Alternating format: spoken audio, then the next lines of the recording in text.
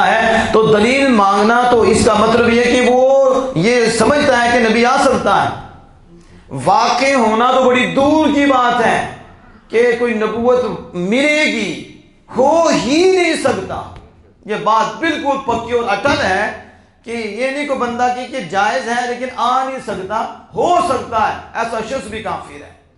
یعنی ایک بندہ کہتا ہے کہ ہو نہیں سکتا، یہ تو پکی بات ہے۔ ایک کہتا ہے آ نہیں، کہ واقع نہیں ہوگا، نبوت نہیں ملے گی، لیکن ہو سکتا ہے، ہو بس امپاسبل کہنے والا بھی کافر ہو جائے گا اور اسلام سے خارج ہو جائے گا۔ اس لیے کبھی بھی کسی سے دلیل نہیں مانگنی، وگرنہ اسی میں بندہ مرتد ہو جائے گا، کیونکہ حضور کے بعد کوئی نیا نبی نہیں آ سکتا۔ اب سیدنا صدیق اکبر رضی اللہ عنہ کا دور اقدس تھا، جو کل میں بات کو واضح کر رہا تھا، تو حضرت خالد بن ولید رضی اللہ تعالی عنہ کو سپہ سالار بنایا گیا، اور ختم نبوت کی جو جنگ تھی مسیلمہ کذاب کے ساتھ، اس کے جرنیل حضرت خالد بن ولید رضی اللہ تعالیٰ عنہ تھے، اور آپ کمانڈر آپ تھے۔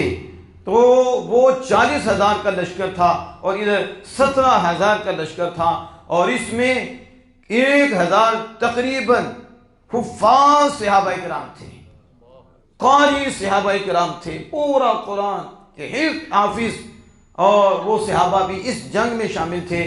اور تقریباً جو میرے ذہن میں ہے 700 حفاظ صحابہ اس ختم نبوت کی جنگ میں شہید ہو گئے۔ یعنی رسول اللہ صلی اللہ علیہ وسلم کے دور اقدس میں جتنے بھی غزوات ہوئے، جتنے بھی سرایہ ہوئے، جس میں حضور خود شامل ہوئے وہ بھی، جس میں حضور خود شامل نہیں ہوئے وہ بھی، آپ سب کو ملاؤ اور ان میں دیکھو صحابہ کتنے شہید ہوئے ہیں۔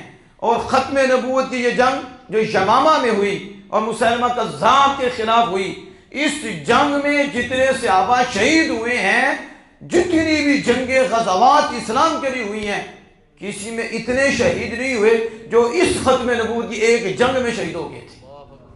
یعنی حضور کی یہ اتنی بڑی شان ہے، مرکزی شان ہے کہ جس میں اتنے صحابہ نے اپنی جانیں پیش کی ہیں اور مسیلمہ کذاب کو واصل جہنم کیا، اور اس کے اس فتنے کو صحابہ نے ختم کیا۔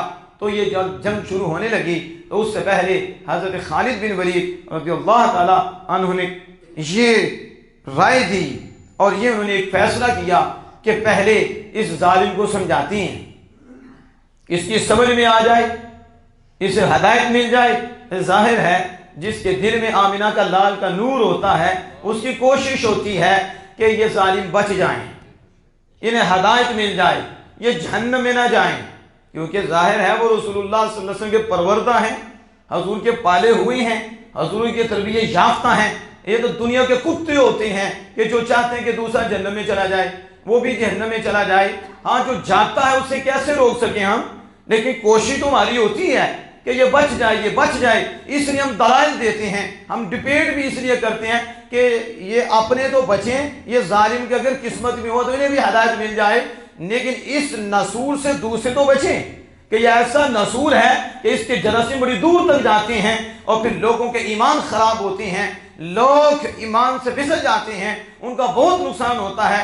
اس لیے ڈیبیٹ بھی کرنی پڑتی ہے اور تقرار اور دلیل بھی دینی پڑتی ہے، دلائل بھی دینے پڑتی ہیں، اور ہمیں یہ اللہ کی بارگاہ میں یہ بھی ہماری آرزو و خواہش ہوتی ہے کہ یہ اس طرف آ جائے، یہ دین کی طرف آ جائے، یہ اسلام کی طرف آ جائے۔ کیوں؟ یہ جو مزاج ہے یہ مزاج شریعت ہے، اور یہ مزاج آمنہ کے لال سے صحابہ کو ملا ہے، صحابہ سے پھر آگے تابعین کو ملا ہے، تبع تابعین کو ملا ہے، بزرگان دین کو ملا ہے، اور ان سے یہ مزاج اہل سنت و جماعت کو نصیب ہوا ہے کہ ہر تلمسا کوشش ہوتی ہے دلائل دے کر، کیونکہ ہم گولی والے نہیں ہیں، نہ گولے والے ہیں، ہم تو درود والے ہیں، ہم تو دلیل والے ہیں، ہم تو دلائل والے ہیں۔ ہمارے شیخ صاحب فرماتے ہیں ہم دلیل دیتے ہیں اور ہم دلائل دیتے ہیں اور ہم دہلیز تک دلیل دیتے ہیں، آگے بندے کی سمجھ میں نہ آئے، اکڑ جائے، اسے گھر میں داخل کرتے ہیں، پھر اسے یہ بھی بتاتے ہیں اپنے گھر کی خبر لو، تمہارے باپ دادا نے یہ بات کی ہے۔ اللہ کا فضل ہے جو دلیل دیتے ہیں اور جو ہم دلائل دیتے ہیں اور جو ہم ریفرنس پیش کرتے ہیں، ہمیں جھکنا نہیں پڑتا۔ ہمارے گھر کا دروازہ کھولو تو پیچھے وہی دلیل ملے گی، وہ قرآن و حدیث کے دلائل ملیں گے اور اس کے پیچھے اجماع ملے گا، تسلسل ملے گا، حضور سے لے کے اب تک اہل سنت و جماعت کی کڑی جڑی ہوئی ملے گی، اہل سنت کا اتصال ملے گا۔ ہمیں کوئی مسئلہ نہیں، ان کو کھولو تو کبھی باپ اس کو چھوڑتے ہیں، کبھی اس کو چھوڑتے ہیں، کبھی وحید الزمان کو پکڑ لیتے ہیں، کبھی قاسم نانوتوی کو پکڑ لیتے ہیں، کبھی کسی کو پکڑ لیتے ہیں۔ ہم کہتے ہیں کوئی ایک ہے تو بات کرو، تم تو باپ کے بھی نہیں ہو، تم تو باپ بدل جاتے ہو۔ ہم نے ایسی اولاد بھی نہیں دیکھی کہ جو باپ بدلتی ہے، لیکن بد مذہب دیکھے ہیں کہ جو اپنے باپ بدل جاتے ہیں۔ صرف ایک ہی جماعت اس زمین کے اوپر ہے، وہ اہل سنت و جماعت ہے، جنہوں نے کسی کو باپ مانا ہے تو پورا پہرا دیا ہے۔ آج بھی ہم کہتے ہیں ہمارے روحانی، ہمارے ظاہری، باطنی پیشوا سیدنا صدیق اکبر ہیں رضی اللہ تعالیٰ عنہ، ان سے چلتے چلتے اعلیٰ حضرت امام اہل سنت ہیں الشیخ رضا حافظ بریلوی علیہ رحمۃ الرحمن۔ جو بات اعلیٰ حضرت کی ہے ہم اس پہ پیرا دیتے ہیں کہ لاؤ سامنے، لاؤ تم، ہم بتائیں گے، اپنے گھر کی خبر لو، تم نے کیا کہا ہے۔ اس لیے ہم کوشش کرتے ہیں کہ یہ بھی بچ جائیں، مگر ثواب تو ملے گا، اجر تو ملے گا۔ حضور سید عالم صلی اللہ علیہ وسلم کی ذات پاک کو سب سے زیادہ کیوں ستایا گیا؟ سارے نبیوں میں سب سے زیادہ ہمارے آقا دو جہاں صلی اللہ علیہ وسلم کو کیوں تکلیف دی گئی، کیوں پریشان کیا گیا؟ شیخ عبدالحق محدث دہلوی محدث علی الاطراء مدارج النبوہ میں لکھتے ہیں کہ اس کی وجہ کیا ہے۔ نبیوں کو اتنا نہیں ستایا گیا جتنا امام الانبیاء صلی اللہ علیہ وسلم کو ستایا گیا، جو اللہ کے محبوب ہیں، اور انہی کے صدقے اللہ نے جس کو بھی محبوب بنایا ہے، انہی کے صدقے بنایا ہے۔ وہ اتنی پقیدہ ہستی جن پہ عرش بھی ترستا ہے کہ قدم ان کے میرے اوپر آ جائیں، ان کے طلبے مجھے نصیب ہو جائیں، زمین ترستی ہے۔ وہ ہستی انہیں اتنا کیوں ستایا گیا؟ کہ اس کی وجہ یہ ہے کہ حضور نے دعوت کو دی ہے۔ کافروں نے انکار کیا، پھر حضور نے دعوت دی، انہوں نے پھر انکار کیا، حضور نے پھر دعوت دی، انہوں نے پتھر مارے ہیں، کانٹے بچھا دیے ہیں، لیکن دعوت حق حضور نے نہیں چھوڑی۔ پھر انہیں دعوت دیتے، پھر انہیں دعوت دیتے، حتیٰ کہ اللہ پاک نے لعلک باخع نفسک اللہ یکون مؤمنین، اس کا مفہوم یہ ہے محبوب آپ اپنی جان سے کھیل جائیں گے کہ وہ ایمان نہیں لاتے، بدبخت کہ وہ ایمان نہیں لائیں گے تو آپ اپنی جان دے دیں گے، آپ اپنے آپ کو قتل کر دیں گے، یوں سمجھو کہ خودکشی کر دیں گے۔ اتنی حضور صلی اللہ علیہ وسلم کو چاہت تھی کہ یہ کافر بھی اسلام لے آئے، کافر بھی اسلام لے آئے۔ مالک کو منظور نہیں تھا، لیکن حضور کا کردار کتنا شست تھا اور کتنا پکیزہ ہے کہ ان کا بھی درد رکھتے تھے۔ اتمام حجت بھی ہوتی، اللہ کی بارگاہ میں قرب پہ قرب ملتا، وہ پتھر مارتے، حضور کا درجہ بلند ہوتا، وہ تکلیف دیتے، حضور پھر کہتے، وہ تکلیف دیتے، حضور پھر کہتے۔ اسی وجہ سے حضور کو سب سے زیادہ ستایا بھی کیا، اور وجہ بھی یہ ہے کہ حضور کا منصب بھی سب سے بڑا ہے، حضور کا مقام بھی سب سے بڑا ہے۔ وہ مزاج مصطفیٰ صحابہ کو نصیب ہوا، وہ مزاج مصطفیٰ اہل بیت کو نصیب ہوا، وہ چلتا چلتا اہل سنت کو نصیب ہوا ہے۔ اس لیے یہ کہتے ہیں ہمارا کام ہے دعوت الی الحق، اللہ کی طرف بلاتے رہنا، بلاتے رہنا، انہیں سمجھاتے رہنا۔ حضور نے کافروں کو نہیں چھوڑا، بتاتے رہے ہیں، سمجھاتے رہے ہیں۔ اس لیے ہم اپنوں کو بھی بتائیں گے، اپنوں کو بھی سمجھائیں گے، انہیں بھی کہیں گے باز آ جاؤ، اس راہ پہ آ جاؤ، وگرنہ ابو جہل کے ساتھ رہنا پڑے گا، ابو لہب کے ساتھ رہنا پڑے گا، جہنم میں جلنا پڑے گا۔ تو اس لیے میں جو عرض کر رہا تھا کہ ہم دلیل دیتے ہیں، ہم دلائل دیتے ہیں۔ ہمارے ہاں گولی کا تصور بھی نہیں ہے، ہمارے ہاں گولے کا تصور بھی نہیں ہے، ہمارے ہاں قرآن و حدیث کا تصور ہے، ہمارے ہاں پوری امت کا تصور ہے۔ ہم وہ دلیل اور دلائل دے کر بندے کو اس کے گھر تک پہنچاتے ہیں، اسے بتاتے ہیں کہ مزاج شریعت یہ ہے، قرآن یہ ہے، حدیث یہ ہے۔ تو حضرت خالد بن ولید رضی اللہ تعالیٰ عنہ کی وہ چاہت، ظاہر حضور کے پروردہ ہیں اور حضور کے پالے ہوئے ہیں، کیا مقام ہے حضرت خالد بن ولید رضی اللہ تعالیٰ عنہ کا کہ کتنی تلواریں جہاد میں آپ کی ٹوٹی، اتنا جذبہ شہادت رکھتے تھے کہ مجھے شہادت نصیب ہو جائے، اتنا زور سے لڑتے تھے، تلواریں ٹوٹتی رہیں لیکن شہید نہیں ہوئے۔ اور حضور نے فرمایا حضرت خالد بن ولید رضی اللہ کے متعلق، یہ اللہ کی تلوار میں سے ایک تلوار ہے، یہ سیف اللہ ہیں۔ حضرت خالد بن ولید رضی اللہ تعالیٰ کو سیف اللہ کا لقب عطا ہوا، اور یہی وہ حضرت خالد بن ولید ہیں۔ تاریخ یاد رکھو، تم پریشان نہ ہوا کرو کہ تمہارے اوپر تو آمنہ کے لال کا ہاتھ ہے، تمہارا کردار تو صحابہ کا کردار ہے، تمہاری سوچ تو صحابہ کی سوچ ہے۔ یہ لوگ امریکہ سے جراثیم لیے ہوئے بیٹھے ہیں، یہ لوگ ایران سے جراثیم لے کے بیٹھے ہوئے ہیں، یہ ظالم کبھی کسی کے کبھی کسی کے۔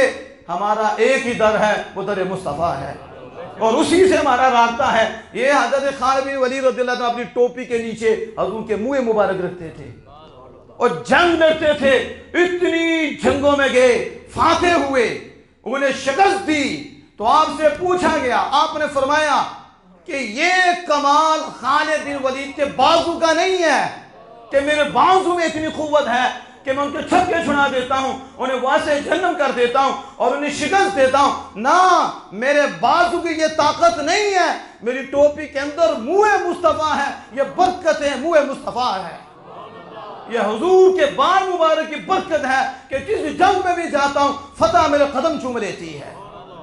یہ میں کہتا ہوں، اس لیے یہ عقیدہ ختم نبوت بیان کرنے سے پہلے عقیدہ سنی والا اختیار کرو، عقیدہ صحابہ والا اختیار کرو۔ یہ کریڈٹ یہ نہیں چلیں گے، کتنی دیر دنیا میں کھاؤ گے، کتنی دیر بادشاہوں کے پیچھے رہو گے، پھر ساری زندگی، پھر موت آنی نہیں، پھر اس کے بعد ہمیشہ کے لیے جہنم میں جانا ہے، ہمیشہ کے لیے۔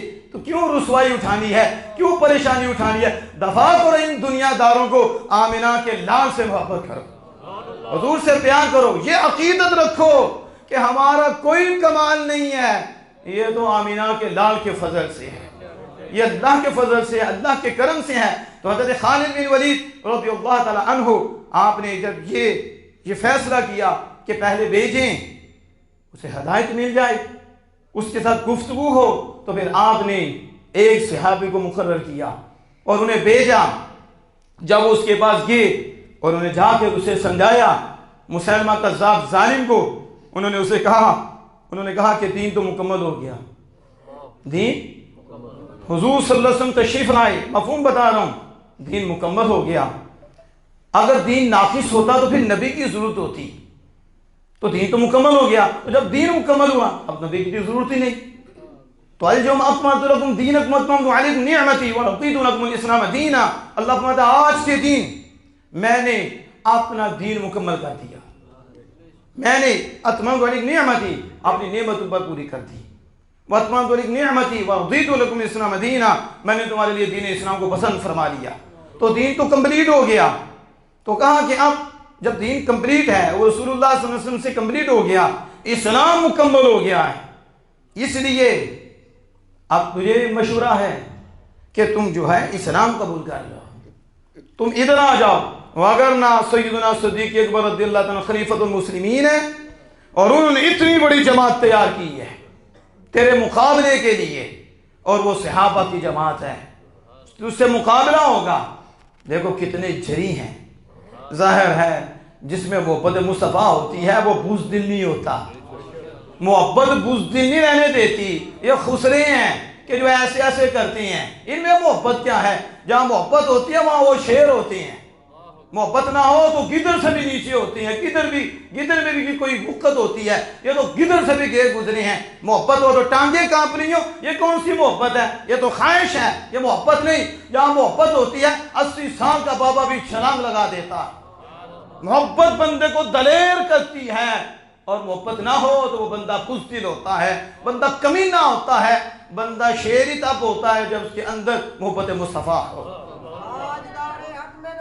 زندہ باد، زندہ باد، زندہ باد، زندہ باد، زندہ باد، زندہ۔ آپ دیکھو کتنے دلیر ہو کر اس مسلمہ کذاب جھوٹے مدعی نبوت سے بات کر رہے ہیں۔ یقیناً بات وہی کر سکتا ہے جس کے پیچھے آمنہ کے لال کا ہاتھ ہوتا ہے، جس پہ حضور کی نگاہ ہوتی ہے۔ وہ ہر کتے کی آنکھ میں آنکھ ڈال کے بات کرتا ہے، کہتا تجھ سے کوئی نہیں، ہم ڈرتے، تیرے جیسے ہزار کتے بھی ہوں ہمیں پرواہ نہیں، ہم تو کلمہ پڑھا آمنہ کے لال کا، اور اعلیٰ حضرت کا شعر پھر فٹ آتا ہے، کروں تیرے نام پہ جہاں فدا، نہ بس ایک جہاں دو جہاں فدا، دو جہاں سے بھی نہیں جی برا، کروں کیا کروڑوں جہاں نہیں۔ انہوں نے تو سودا رسول اللہ سے کیا ہے، کوئی کتا ان کا سودا نہیں کر سکتا۔ اس لیے ہماری تاریخ ہے، نہ صحابہ کا کوئی سودا کر سکا ہے، نہ صحابہ کے بعد امت میں سے امتیوں کا کوئی سودا کر سکا۔ ہر دور میں امتیوں نے اس پہ پہرا دے کے بتا دیا، اور ظالمو تم کسی اور کتے کو خرید سکتے ہو، ہمیں آقا دو جہاں صلی اللہ علیہ وسلم نے خرید لیا ہے، اس لیے کوئی بھی ہمیں خرید نہیں سکتا۔ اور پھر پہرا دیتے رہے۔ اب یہ آنکھوں میں آنکھ ڈال کر اس بدبخت سے گفتگو کر رہے تھے۔ اس نے آگے سے کہا تو گستاخ ہے، تو گستاخ ہے، جس طرح تو گفتگو کر رہا ہے۔ انہوں نے کہا ہاں میں تیرا تو گستاخ ہوں، لیکن رسول اللہ کا گستاخ نہیں ہوں، تیرا گستاخ ہوں، بالکل تیرا گستاخ ہوں ظالم، رسول اللہ کا تو فرما بردار ہوں، حضور کا تو محب ہوں، میں حضور کا تو معادب ہوں، تیرا گستاخ ہوں۔ یہ انداز تھا صحابی رسول کا، یہ انداز تھا غلام مصطفیٰ کا، یہ رسول اللہ سے پیار کرنے والے کا انداز تھا۔ انہیں پتہ نہیں انجام کیا ہوگا، میں کس ظالم کے سامنے بول رہا ہوں۔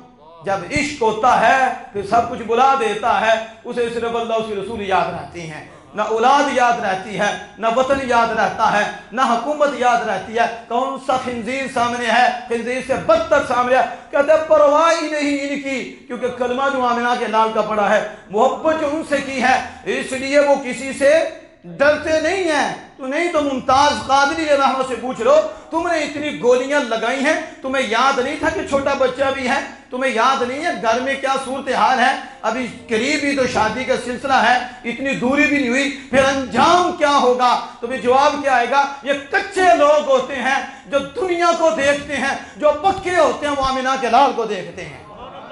جیسا عشق کی بات ہے، اس لیے پھر انجام کا یہ ایک جان کیا ہے، ہزاروں جانیں بھی قربان ہو جائیں پھر بھی ہم کہیں کہ کچھ بھی نہیں ہوا۔ اب وہ صحابی اس طرح گفتگو کر رہے تھے، اس نے کہا وہ آگ جل رہی تھی، کس میں دیگ میں تیل ڈلا ہوا تھا اور وہ جل رہا تھا، کہا ان کو اس میں ڈال دو، اس میں ڈال دو۔ اور جب حکم دیا اس ظالم نے تو اس نے آگ کو اس دیگ تیل جلتی ہوئی جو آگ تھی اس میں تیل ابل رہا تھا، اس کے اندر اس صحابی کو ڈلوایا گیا۔ جب ڈلوایا گیا اس کے اوپر پھر اس نے تیر چلایا کہ اب بھی مان لو، مجھے جھوٹے مدعی نبوت کو کیسے مان سکتی ہیں؟ یہاں تو لوگ تھوڑے پیسوں میں بک جاتے ہیں، یہاں تو علماء کے خلاف بک بک کرنی شروع کر دیتے ہیں، یہاں تو ایسے کمینے پیدا ہو گئے ہیں۔ لیکن وہ دیکھو جو تیل میں جل رہی ہیں، پھر آزمائش آ رہی ہے، اب بھی مان لو۔ جا بدبخت، تو نے کیا سمجھا ہے؟ اپنے جیسے ہی سمجھا ظالم، تو کتا ہے، تو ذلیل ہے، ہم آمنہ کے لال کے غلام ہیں، ہم نے تو سودا حضور سے کیا ہے، اللہ سے کیا ہے۔ جسم تو جل سکتا ہے لیکن یہ زبان پھر نہیں سکتی، یہ دل پھر نہیں سکتا۔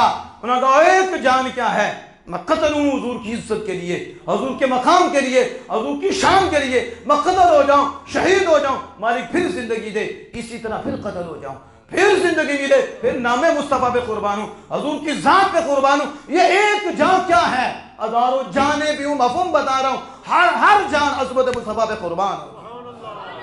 یہ تھا، یہ شیروں کا کردار تھا، یہ ہیں وہ لوگ جنہوں نے ختم نبوت پہ پہرا دیا ہے اور اپنی جانیں دی ہیں۔ آج ہمارے ہاں تو ہمارے پاس ٹائم نہیں ہے، ہمارے پاس تو آدھا گھنٹہ بھی نہیں ہے، اور دنیا کے لیے ہم کتنا ٹائم دیتے ہیں، لیکن حضور سے محبت ہے، ختم نبوت کے لیے ٹائم نہیں نکلتا، علم حاصل کرنے کے لیے ٹائم نہیں نکلتا۔ پھر کہتے ہیں کہ بیان گھنٹہ ہو گیا ہے، بیان زیادہ ہو گیا ہے، وہ تو جانیں دی جا رہی ہیں، تمہیں ٹائم لینا بھی مشکل بن گیا ہے۔ پھر آگے پتا چلے گا کہ جس کے لیے مشکل تھی آگے کتنی مشکل ہوگی، جس کے لیے یہاں آسانی ہوگی اور محبت سے بیٹھا ہوگا، پھر وہ قبر میں دیکھے پھر کتنی آسانی ہوگی، کتنا کرم ہوگا۔ لیکن ان لوگوں نے جانیں دی ہیں، ہمیں مفت میں مل کے ہمیں قدر نہیں ہے، ہمیں جانیں نہیں دینی پڑی، ہمیں وقت نہیں لگانا پڑا، ہمیں گھر میں چیز مل گئی ہے۔ یقیناً جو چیز مفت میں ملتی ہے اس کی قدر نہیں ہوتی، جو نقصیریں نکلوا کر چیز دی جائے تو اس کی قدر ہوتی ہے۔ آج قدر کرو ورنہ ذلت اور رسوائی آپ کا مقدر بن جائے گی۔ آپ محبت سے، پیار سے ہر جگہ ختم نبوت کا اعلان کرو، بچوں کو بتاؤ، گھر میں بتاؤ، فیکٹری میں بتاؤ، بازاروں میں بتاؤ، جہاں جاؤ وہاں حضور کی ختم نبوت کی بات کرو۔ وہ تو جانے دیں اور ہم بات بھی نہ کر سکیں اور ہم لوگوں کو دیکھتے رہیں، ہم نے لوگوں کو نہیں دیکھنا، ہم نے اللہ اس کے رسول کو دیکھنا ہے۔ اب دیکھو وہ صحابی جان دے چکے، اب حضور سید عالم صلی اللہ علیہ وسلم کا انتقال کا وقت قریب تھا اور حضور کے اس دنیا سے پردہ فرما جانے کا وقت قریب تھا۔ تو آپ کو یاد ہوگا اس وقت بھی ایک بدبخت تھا، جیسے مسلمہ کذاب تھا، اس نے بھی اس وقت جھوٹا نبوت کا دعویٰ کیا ہوا تھا، اور ایک اسود انسی تھا، وہ بھی بدبخت جھوٹا مدعی نبوت تھا۔ تو اس نے حضرت ابو مسلم خولانی رضی اللہ تعالیٰ عنہ کو بلایا، اور بلا کر یہ اپنی جھوٹی نبوت کو منوانے کے لیے کہا کہ مان جاؤ کہ میں اللہ کا نبی ہوں۔ انہوں نے اس سے انکار کیا تو اس نے آگ، خطرناک آگ جلائی، خوفناک آگ جلائی، اور پھر حکم دیا کہ آپ اس کے اندر ڈالا جائے۔ جب حضرت ابو مسلم خولانی رضی اللہ تعالیٰ عنہ کو اس آگ میں ڈالا گیا، اللہ کے حکم سے آگ بھی بے اثر ہو گئی، آگ اثر ہی نہ کر سکی، آگ جلا ہی نہ سکی۔ آج لوگ بڑی باتیں کرتے ہیں، آج لوگ بڑی باتیں کرتے ہیں، آگ کو آگ جلاتی ہے لیکن تب جلاتی ہے جب رب کا حکم ہوتا ہے، جب رب کا حکم ہوتا ہے۔ ادھر رب نے حکم دیا، آگ نہیں جلا سکی۔ وہ اسی طرح جب وہ باہر آئی، لوگوں نے کہا انہیں وطن سے نکال دو، جلا وطن کر دو، اے اسود انسی خبیث، وگرنہ لوگ اسلام قبول کر لیں گے کہ ان کو تو آگ ہی نہیں جلا سکی، تو نبوت کا دعویٰ کر رہا ہے ظالم، اور ادھر آگ ہے، آگ بے اثر ہو گئی ہے، تو یہ تو تیرے لیے خطرہ ہے، اس لیے انہیں وطن سے نکال دو۔ تو اس نے کیا کیا؟ آپ کو وطن سے نکال دیا، آپ مدینہ شریف تشریف لائے۔ جب وہاں آئے تو آپ کو پتہ چلا کہ چند دن پہلے آمینہ کے لال کا انتقال ہو چکا ہے، حضور کا وصال ہو چکا ہے، اب سیدنا صدیق اکبر رضی اللہ عنہ کی خلافت ہے اور امیر المومنین آپ ہیں۔ تو مسجد نبی شریف کے باہر اپنی سواری باندھی اور مسجد نبی شریف میں تشریف لائے اور نماز ادا فرمائی۔ وہ نماز ادا فرما رہے تھے، سیدنا فاروق اعظم رضی اللہ تعالیٰ نے دیکھا کہ ایک اجنبی شخص ہے، کیونکہ یہ تابعی تھے، صحابی نہیں تھے، اجنبی شخص ہے۔ تو آپ نے ان سے پوچھا تو انہوں نے بتایا کہ میں وہاں سے آیا ہوں۔ تو آپ نے، میں وہاں تو ابو مسلم خولانی ہیں جن کی ہم نے خبر سنی ہے کہ ان پہ آگ اثر نہیں کر سکی، آگ نے اثر نہیں کیا۔ تو آپ نے جانتے ہیں اس طرح کی بات کی، تو انہوں نے اپنا نام نہ بتایا، آپ نے نہ بتایا کہ میں ہی ابو مسلم خولانی ہوں، کہا عبداللہ بن سعود کی بات کی۔ تو آپ اپنی نورانیت سے، روحانیت سے اور اپنی باطنی فراست سے آپ جان گئے کہ یہی ابو مسلم خولانی ہے۔ جب آپ نے ان سے یہ پوچھا تو انہوں نے کہا ہاں میں، آپ نے ان کا ماتھا چوم لیا، آپ نے ان کا ماتھا چوما کہ یہ ابو مسلم خولانی ہیں کہ جنہوں نے حضور کی ختم نبوت کے پہنا دیتے ہوئے آپ کو قبول کیا اور اللہ نے آپ کو بے اثر کر دیا ہے۔ یہ اتنی خوش قسمت، اتنی بڑی شخصیت ہے، کتنی بڑی ہستی ہے فاروق اعظم رضی اللہ تعالیٰ عنہ کی، جو سیدنا صدیق اکبر کے بعد ساری امت میں سے افضل صحابی ہیں، وہ ماتھا چوم رہی ہے۔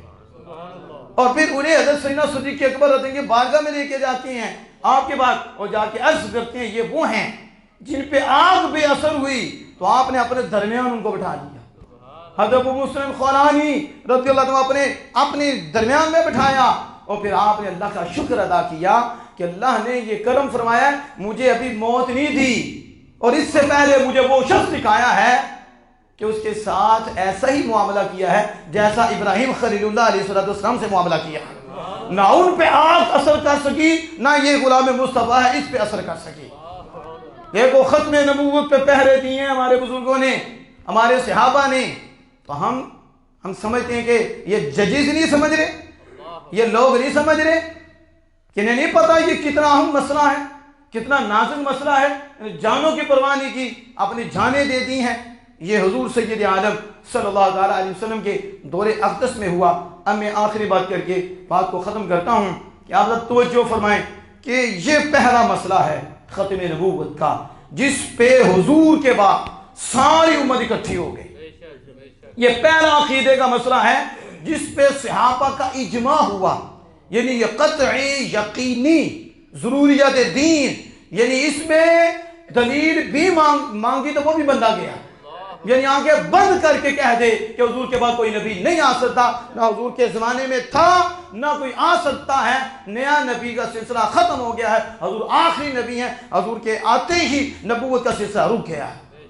یہ اتنا مضبوط، اور پھر اس کے بعد جو امت آئی وہ بھی اس پہ متفق رہی، وہ پوری امت، پھر اس کے بعد جو زمانہ آیا اس میں بھی پوری امت اہل سنت جماعت پورے متفق رہے، اس مسئلہ میں کسی نے کمپرومائز نہیں کیا اور سارے اس پہ متفق رہے۔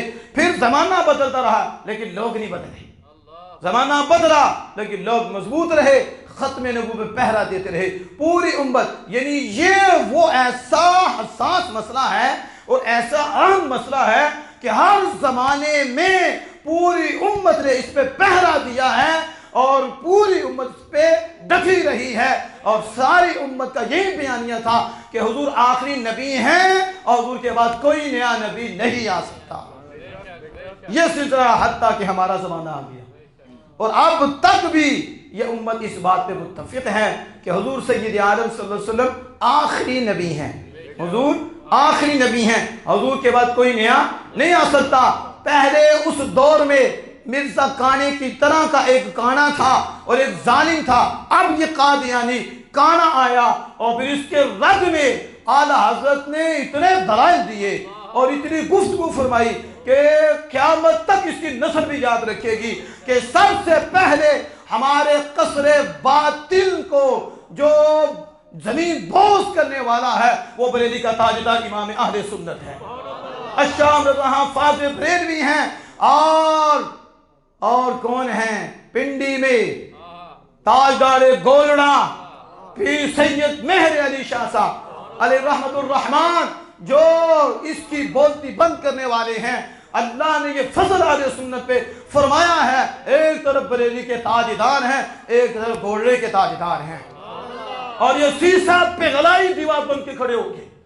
جو تیر آیا مرزا کی طرف چلایا، ظالم یہ تیر تیرے گھر کی طرف جائے گا، ہم آمنہ کے لال کے غلام ہیں، قرآن سے بھی تیرا رد کریں گے، حدیث سے بھی تیرا رد کریں گے اور اس امت کو بچائیں گے۔ اعلیٰ حضرت نے 5 رسالے اس کے اوپر لکھے، آپ وہ رسالے پڑھیں، آپ کے صبح ہی آپ جب اس کو پڑھیں تو آپ کو صبح کو تارے نظر آئیں کہ یہ وہ کون سی ہستی ہے جس نے اتنے دلائل دے دی ہیں، سمجھ میں نہیں آ رہے جو انہیں تشریحات کی ہیں۔ اور مرزا کا کفر 1، کفر 2، کفر 3، کفر 4، کفر 5، کفر 6، کفر 7، کفر 8، کفر 9، کفر 10، کفر 11، آیا کفر لکھ لکھ کر اس کا رد فرمایا۔ لانتی کا یہ بھی قول لانتی ہے، یہ بھی قول لانتی ہے، یہ بھی قول لانتی ہے، یہ بھی قول لانتی ہے، یہ بھی اس کی بکواس ہے، یہ بھی اس کی بکواس ہے، یہ بھی اس کی بکواس ہے، یہ بھی لانتی ہے، یہ بھی لانتی ہے، قول بھی لانتی ہے، یہ بھی لانتی ہے، اس کا قبول کرنے والا بھی لانتی ہے۔ حتیٰ کہ اعلیٰ نے کہا اس کے سارے قول، سارے بکواسات، خنزیر کا پیشاب اتنا بدتر نہیں جتنے اس کے اقوال بدتر ہیں۔ یہ اعلیٰ حضرت امام اہل سنت، لوگ بولتے ہیں اعلیٰ حضرت، میں کہا چپ کر بدبخت، تمہیں پھر بھی سہارا اعلیٰ حضرت اتنا پڑتا ہے۔ جب بھی مرزا کو کافر کہنا پڑے گا، مرزا کے حوالے سے، قادیانی کے حوالے سے جب بھی تمہیں بات کرنی پڑے گی، تمہیں امام اہل سنت کی غلامی کرنی پڑے گی، تمہیں امام اہل سنت کی تعلیمات کو پڑھنا پڑے گا کہ اس ظالم کو کافر کیسے کہا جائے، اس کی گرفت کیسے کی جائے۔ موقع ملے گا انشاءاللہ اس پہ بھی بتائیں گے اعلیٰ حضرت نے کس طرح گفتگو فرمائی۔ اعلیٰ حضرت نے کتابوں کے نام رکھے، آپ نے لکھا جزا اللہ اعداءہ بإباء النبوہ، اللہ کی سزا اللہ کے دشمن کو، اللہ کی سزا وہ کون ہے جو نبوت کا منکر ہے، یہ نام رکھا۔ پھر نام رکھا قہر الدیان علی مرتد القادیان، اللہ کا قہر مرزا قادیانی مرتد پر، یعنی آلازوں پر ٹیٹر رکھتی ہیں اور اس کی مجھے دلائل دیتی ہیں، اور پھر قرآن و حدیث وہ کہ اگر ہم اقوال اس سے اس کو مضبوط کرتے ہیں اور مدلل کرتے ہیں کہ یہ بندہ کافر ہے، یہ مرتد ہے، جو اس کو مانے وہ بھی کافر، وہ بھی مرتد ہے۔ تو یہ وہ ہستیاں ہیں کہ جنہوں نے علمی میدان میں اس سے چھکے چھڑا کے رکھ دیے، اور پیر سید مہر علی شاہ صاحب تو وہ ہستی ہیں کہ جو علمی میدان میں بھی تھے اور وہ جسمانی میدان میں بھی تھے، انہوں نے وہ تحریک چلائی ہے۔ لیکن ہمیں خوشی اس بات کی ہے کہ یہ سارے ہمارے بڑے، یہ کون ہے؟ پیر سید جماعت علی شاہ صاحب علی پور، وہ ہمارے سر کے تاج ہیں۔ گولڑا شریف پیر مہر علی شاہ صاحب، کہا تم کہاں تھے؟ کریڈٹ لینے آ گئے ہو؟ یہ اہل سنت شروع سے حضور کی ختم نبوت، حضور کی حدیث کا دفاع کرنے والے ہیں، اور مرزا کانے کے بھی چھکے چھڑانے والے اہل سنت ہیں، اور پارلیمنٹ میں بل کو پاس کرانے والے اور آئین کا حصہ بنوانے والے وہ بھی اہل سنت و جماعت ہیں۔ انشاءاللہ تعالی ہم کل اس کو بھی ہائی لائٹ کریں گے کہ پارلیمنٹ میں کیسے ڈیبیٹ ہوئی. اس سے پہلے 1954 یا 53 میں جو شہدائے ختم نبوت کے ساتھ ہوا وہ بھی انشاءاللہ ہائی لائٹ کریں گے کہ ان مرزائیوں نے کتنا ظلم کیا اور کتنے ہمارے بزرگوں کو شہید کیا, کتنے حضور کے ختم نبوت کے فدائی ان کو شہید کیا گیا, اور پھر کب آ کر یہ پارلیمنٹ میں ڈیبیٹ ہوئی اور ڈیبیٹ کے بعد پھر اس وقت لکھا گیا کہ یہ اقلیت ہیں, یہ